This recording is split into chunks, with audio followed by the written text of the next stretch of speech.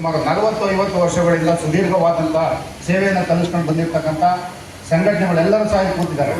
ಸಾರಿಗೆ ನೌಕರಿಗೆ ಅನ್ಯಾಯ ಆಗಬಾರ್ದು, ಅನ್ಯಾಯ ಆಗೋದಕ್ಕೆ ಬಿಡಬಾರ್ದು ಅಂತಕ್ಕಂಥ ಒಂದು ಉದ್ದೇಶವನ್ನು ಇಟ್ಕೊಂಡು ಜಂಟಿ ಕ್ರಿಯಾ ಸಮಿತಿ ಹೊರಟು ನಿಂತಿದೆ. ಆದರೆ ಇತ್ತೀಚೆಗೆ ಉಟ್ಕೊಂಡಂಥ ಕೆಲವು ಸಂಘಟನೆಗಳು ಏನು ಈ ಸರ್ಕಾರ ಬಂದಂಥ ಹೊಸರಲ್ಲಿ ಪ್ರಣಾಳಿಕೆಯಲ್ಲಿ ಯಾವುದನ್ನು ಒಂದನ್ನು ಜಾರಿ ಮಾಡಿದರೆ ಅದನ್ನು ಕೊಡ್ತಾರೆ ಅಂತೇಳಿ ಈ ಕರ್ನಾಟಕ ರಾಜ್ಯದಲ್ಲಿರ್ತಕ್ಕಂಥ ಸಹಕಾರಿ ವ್ಯಾಪ್ತಿ ಎಲ್ಲ ಸೊಸೈಟಿಗಳ ಮುಂದೆ ಡಂಗುರ ಬರ್ಸ್ಕೊಂಡು ಬಂದರು. ಈ ಸೊಸೈಟಿ ಗೆದ್ದರೆ 6ನೇ ವೇತನ 7ನೇ ವೇತನ ಘೋಷಣೆ ಮಾಡ್ತಾರೆ, ಮತ್ತೊಂದು ಸೊಸೈಟಿ ಗೆದ್ದರೆ ಸರ್ಕಾರಿ ನೌಕರು ಘೋಷಣೆ ಮಾಡ್ತಾರೆ. ಎಲ್ಲ ಥರದ ಸುಳ್ಳುಗಳೆಲ್ಲ ಹೇಳ್ಕೊಂಡು ಬಂದು ಎಲ್ಲ ಸೊಸೈಟಿನೂ ಗೆದ್ದರು. ಕೊನೆಗೆ ಸೊಸೈಟಿ ಎಲ್ಲ ಆಡಳಿತವು ಮುಗಿದು ಬಂದಮೇಲೆ ಮತ್ತೆ ಸನ್ಮಾನ್ಯ ಸಾರಿಗೆ ಸಚಿವರ ಮನೆ ಕಡೆ ದಿಕ್ಕನ್ನು ಬದಲಾಯಿಸ್ಕೊಂಡ್ರು. ಸಾರಿಗೆ ಸಚಿವರ ಮನೆ ಕಡೆ ದಿಕ್ಕು ಬದಲಾಯಿಸಿದಂಥ ಸಂದರ್ಭದಲ್ಲಿ ಜಂಟಿ ಕ್ರಿಯಾ ಸಮಿತಿ ಹೋರಾಟವನ್ನು ಶುರು ಮಾಡುತ್ತೆ.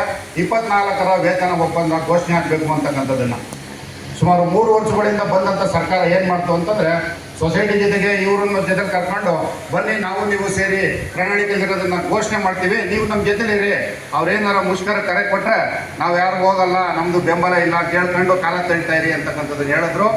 ಕೊನೆಗೆ ನಿನ್ನೆ ಮೊನ್ನೆಲೆ 12.5% ವೇತನ ಪರಿಷ್ಕರಣೆಯನ್ನು ಘೋಷಣೆ ಮಾಡಿದ್ಮೇಲೆ ಗೊತ್ತಾಯಿತು ಈ ಸರ್ಕಾರ ನಮ್ಮನ್ನು ಜೊತೆಲಿತ್ಕೊಂಡು ನೇಣಾಕ್ತಪ್ಪ ಅಂತ ಅಂದ್ಬಿಟ್ಟಿದ್ದೇನೆ. ಆದರೂ ಅವ್ರಿಗೆ ಈಗಲೂ ಅರ್ಥ ಆಯ್ತಲ್ಲ, ನಮ್ಮನ್ನು ಇನ್ನೂ ನೇಣಾಕಿಲ್ಲ, ಮುಂದಿನ 28 ಮತ್ತೆ ಘೋಷಣೆ ಮಾಡಿದ್ರೆ ನೀವು ಮತ್ತೆ ನಮ್ಮ ಜೊತೆ ಸೇರಬೇಕು ಅಂತಕ್ಕಂಥದ್ದನ್ನು ಹೇಳ್ತಾ ಇದ್ದಾರೆ. ಇದೇನು ಸಂಘಟನೆ ಕಟ್ಕೊಂಡಿರ್ತಕ್ಕಂಥದ್ದು ನಮ್ಮ ಅಪ್ತೆ ಜಾಗಿರಲ್ಲ.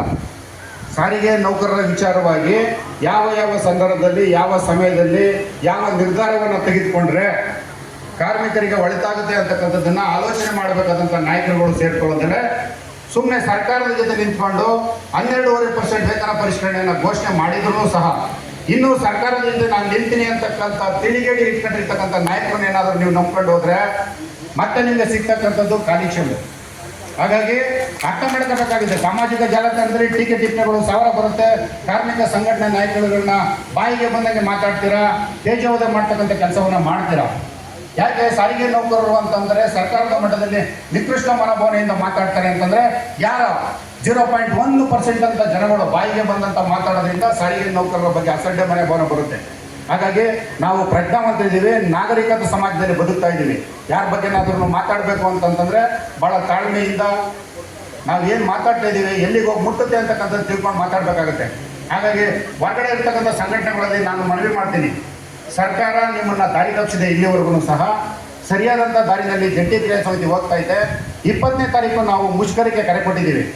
ಮುಷ್ಕರ ಮಾಡ್ತಾ ಇರ್ತಕ್ಕಂಥ ಸಂದರ್ಭದಲ್ಲಿ ನೀವು ಹೊರಗಡೆ ಕೂತ್ಕೊಂಡು ನೀವು ಪತ್ರ ಮಾಡ್ತೀರಾ, ನಾವು ಈ ರೀತಿಯಲ್ಲಿ ಇದ್ದರೆ ಮಾತ್ರ ಬರ್ತೀವಿ, ಮತ್ತೊಂದು ರೀತಿಯಲ್ಲಿ ಇದ್ದರೆ ಮಾತ್ರ ಬರ್ತೀವಿ ಅಂತಕ್ಕಂಥದ್ದನ್ನು. ಅರೆ 25ಕ್ಕೆ ವೇತನ ಪರಿಷ್ಕರಣೆ ಮಾಡಿದ್ರೆ ಈ ಸರ್ಕಾರನೇ ಇರಲ್ಲ. 28ಕ್ಕೆ ಮತ್ತೆ ಸ್ವಾಗತ ಬೇರೆ ಮಾಡ್ತೀರಾ, ಮುಖ್ಯಮಂತ್ರಿ ಹೋಗಿ ಹೂಗುಚ್ಚ ಬೇರೆ ಕೊಡ್ತೀರಾ, 12.5% ಸಾಕು ಅಂತೇಳಿ.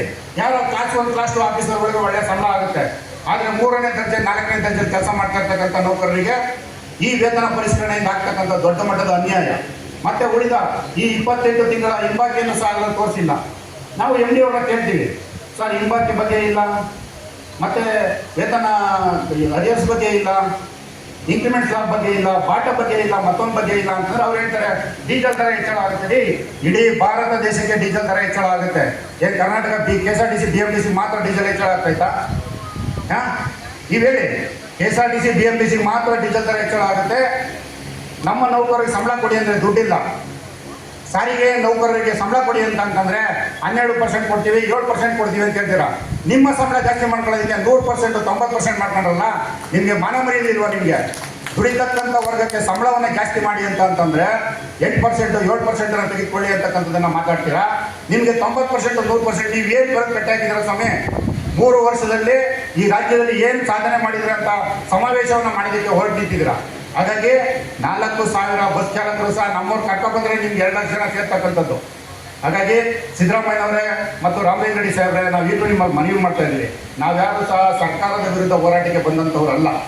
ನಮ್ಮ ಹಸಿವಿನಿಂದ ನೀವು ನಮಗೆ ಕೊಡಬೇಕಾಗಿರ್ತಕ್ಕಂಥ ಸೌಲಭ್ಯದಿಂದ ವಂಚಿತರಾಗಿ ಮಾಡಿದಕ್ಕೋಸ್ಕರ ನಾವು ನಿಮ್ಮ ಸರ್ಕಾರದ ವಿರುದ್ಧ ಹೋರಾಟ ಬಂದಿದ್ದೀವಿ ಹೊರತು ನಿಮ್ಮ ಮೇಲೆ ಯಾವುದೇ ಕಾರಣಕ್ಕೂ ನಾವು ಹೋರಾಟಕ್ಕೆ ಬಂದಿಲ್ಲ. ಹಾಗಾಗಿ ಇನ್ನೂ ಸಮಯ ಇದೆ. 19ನೇ ತಾರೀಕು ನಾವು ಕಪ್ಪು ಪಟ್ಟಿ ಪ್ರದರ್ಶನ ಮಾಡಕ್ಕೆ ಬರ್ತಕ್ಕಂಥದ್ದು, 20ನೇ ತಾರೀಕು ಮುಷ್ಕರ ಮಾಡ್ತೀವಿ ಅಂತಕ್ಕಂಥದ್ದು. ಇದು ಯಾವುದೂ ಸಹ ನಿಮ್ಮ ವಿರುದ್ಧ ಅಲ್ಲ, ನಿಮ್ಮ ಸರ್ಕಾರದ ವಿರುದ್ಧ, ನೀವು ತೆಗೆದುಕೊಂಡಿರ್ತಕ್ಕಂಥ ನಿಲುವಿನ ವಿರುದ್ಧ. 2016 ಇಸ್ವಿನಲ್ಲಿ ನೀವು 15 15% ಅನ್ನ 12.5% ಅನ್ನ ಕೊಟ್ಟೋದಂತವರು ಮತ್ತೆ 12% ಕೊಡ್ತೀರಾ ಅಂದ್ರೆ 10 ವರ್ಷದಲ್ಲಿ ಹಣದುಬ್ಬರದ ಪರಿಸ್ಥಿತಿ ಯಾವ ರೀತಿ ಇದೆ? ದಯಮಾಡಿ ಸಿದ್ದರಾಮಯ್ಯ ಹೇಳಬೇಕು. ನೀವು ಅಷ್ಟೇ ಸಂಬಳ ತಗೋತಾ ಇದ್ದೀರಾ. ಕಳೆದ ಬಾರಿ ಮುಖ್ಯಮಂತ್ರಿ ಆಗಿದ್ದಂಥ ಸಂದರ್ಭದಲ್ಲಿ ನೀವೆಷ್ಟು ಸಂಬಳವನ್ನು ತೆಗಿತಾ ಇದ್ರಿ, ಈಗ 2026 ನೀವು ಎಷ್ಟು ಸಂಬಳ ತಗೋತಾ ಇದ್ದೀರಾ ಅಂತಕ್ಕಂಥದ್ದನ್ನ ನಿಮಗೆ ನೈತಿಕತೆ ಇದ್ರೆ ಬಿಡುಗಡೆ ಮಾಡಿ. ಸಾರ್ವಜನಿಕ ಜೀವನದಲ್ಲಿ ಇದ್ದೀರಾ ನೀವುಗಳು ಸಹ. ನೀವು ಸಾರ್ವಜನಿಕ ಜೀವನದಲ್ಲಿ ಇರ್ತಕ್ಕಂಥವ್ರು ನಿಮ್ಮ ಸಂಬಳವನ್ನು ಎಷ್ಟು ಬೇಕಾದ್ರೂ ಜಾಸ್ತಿ ಮಾಡ್ತಾ ಇದ್ದೀರಾ. ಆದರೆ ನಮಗೆ ಸಂಬಳ ಜಾಸ್ತಿ ಮಾಡಿ ಅಂತಂದ್ರೆ ₹1 ₹2 ಲೆಕ್ಕ ಸಂಬಳ ಹಾಕ್ತೀರಾ ಅಂತಂದ್ರೆ ದಯಮಾಡಿ ಇದು ಅತ್ಯಂತ ನಾಚಿಕೆಗೇಡಿನ ಸಂಗತಿ. ನಾನು ಅಧಿಕಾರಿ ವರ್ಗದವ್ರಿಗೆ ಒಂದು ಟೀಮ್ ಮಾತಾಡ್ತೀನಿ. ನೀವು ಆಲ್ರೆಡಿ ಡಿಪೋ ಮುಂದೆ ಹೋಗ್ತಾ ಇದ್ದೀರಾ, ಕಂಡಕ್ಟರ್ ಡ್ರೈವರ್ ಒಳಗೆ ನೀವು ಬರಬೇಕು, ಡ್ಯೂಟಿ ಮಾಡಬೇಕು, ನೀವೆಲ್ಲೂ ಹೋಗ್ಬಾರ್ದು, ನಾವು ಹೇಳ್ದಂಗೆ ಕೇಳಬೇಕು. ಇಲ್ಲಿವರೆಗೂ ಫೋನ್ ಮಾಡ್ತಾ ಇದ್ರಿ, ಸಂಬಳ ಜಾಸ್ತಿ ಆಗಲಿಲ್ಲ, ಸಂಬಳನೇ ಕೇಳ್ತಾ ಇಲ್ಲ ನೀವು ಅಂತ ಇದ್ರಿ. 12.5% ಬರ್ತಿದ್ದಂಗೆನೆ ಒಂದು 60-70 ಸಾವಿರ ಇರ್ತಕ್ಕಂಥ ಬೇಸಿಕ್ನವ್ರಿಗೆಲ್ಲರೂ ಪಾಪ ಫುಲ್ಲು ಧೈರ್ಯ ಬಂದ್ಬಿಟ್ಟೈತೆ, ಈಗ ಹೆಂಗೂ ಜಾಸ್ತಿ ಆಗಿದೆ ನಮಗೆ ಅಂತಕ್ಕಂಥದ್ದನ್ನ. ಹಾಗಾಗಿ 95% ದುಡಿತಕ್ಕಂಥ ವರ್ಗದ ಸಂಬಳದ ಕೈ ಕೆಳಗಡೆ ಬದುಕ್ತಾ ಇರ್ತಕ್ಕಂಥವ್ರಿಗೆಲ್ಲರೂ ಸಹ ಯೋಚನೆ ಮಾಡಬೇಕಾಗಿದೆ. ಅವರ ದುಡಿಮೆಯಿಂದ ನಮಗೆ ಇವತ್ತಿಷ್ಟೆಲ್ಲವೂ ಸಿಗ್ತಾ ಇದೆ. ನಾವು ಅವರನ್ನ ಸರಿಯಾದಂಥ ಗೌರವಯುತ ರೀತಿಯಲ್ಲಿ ನಡೆಸ್ಕೋಬೇಕು ಅಂತೇಳಿ. ಹಾಗಾಗಿ ಸರ್ಕಾರ ಮತ್ತು ಅಧಿಕಾರಿ ವರ್ಗವನ್ನು ಒತ್ತಾಯ ಮಾಡ್ತೀವಿ. ನಾವು ಯಾರು ಸಹ ಮುಷ್ಕರಕ್ಕೆ ಹೋಗಬೇಕು ಅಂತಕ್ಕಂಥದ್ದು ಇಲ್ಲ. ನಿಮ್ಮ ಹಠಮಾರಿ ಧೋರಣೆಯಿಂದ ನಾವು ಮುಷ್ಕರಕ್ಕೆ ಹೋಗ್ತಾ ಇದ್ದೀವಿ. 20ನೇ ತಾರೀಕು ನಡೀತಕ್ಕಂಥ ಮುಷ್ಕರದಲ್ಲಿ BMTCನಲ್ಲಿ ಅದರಲ್ಲೂ ಸಹ ಹೇಳ್ತಾ ಇದ್ದೀವಿ. ಈಗ ಆಲ್ರೆಡಿ ಖಾಸಗೀಕರಣ ಆಗಿದೆ. 1,5-2 ಸಾವಿರ ಬಸ್ಗಳು ಸಹ ಖಾಸಗೀಕರಣದ ಬಸ್ಗಳಿದೆ. ನಿರ್ವಾಹಕರು ನಮ್ಮವರಿದ್ದೀರಾ, ದಯಮಾಡಿ ಅರ್ಥ ಮಾಡ್ಕೊಳ್ಳಿ.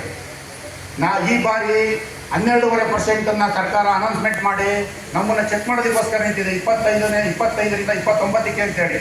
ನೀವೆಲ್ಲರೂ ಸಹ ನಮ್ಗೇನಕ್ಕೂ ಇದಕ್ಕೂ ಸಂಬಂಧ ಇಲ್ಲ, ನಾವು ಆರಾಮಾಗಿ ಡ್ಯೂಟಿ ಮಾಡ್ತೀವಿ, ಯಾಕೋ ಮಾತು ಕಟ್ಟಡಿ ಅಂತಂದ್ರೆ ನಷ್ಟ ಅನುಭವಿಸ್ತಕ್ಕಂಥ ನೀವೇ ಹೊತ್ತು ವೇದಿಕೆ ಮೇಲೆ ಇರ್ತಕ್ಕಂಥ ಕಾರ್ಮಿಕ ಮುಖಂಡರಲ್ಲ ಅಂತಕ್ಕಂಥದ್ದು ದಯಮಾಡಿ ಗಮನದಲ್ಲಿ ಇಟ್ಕೋಬೇಕು. ಯಾಕಂದ್ರೆ ಒಂದು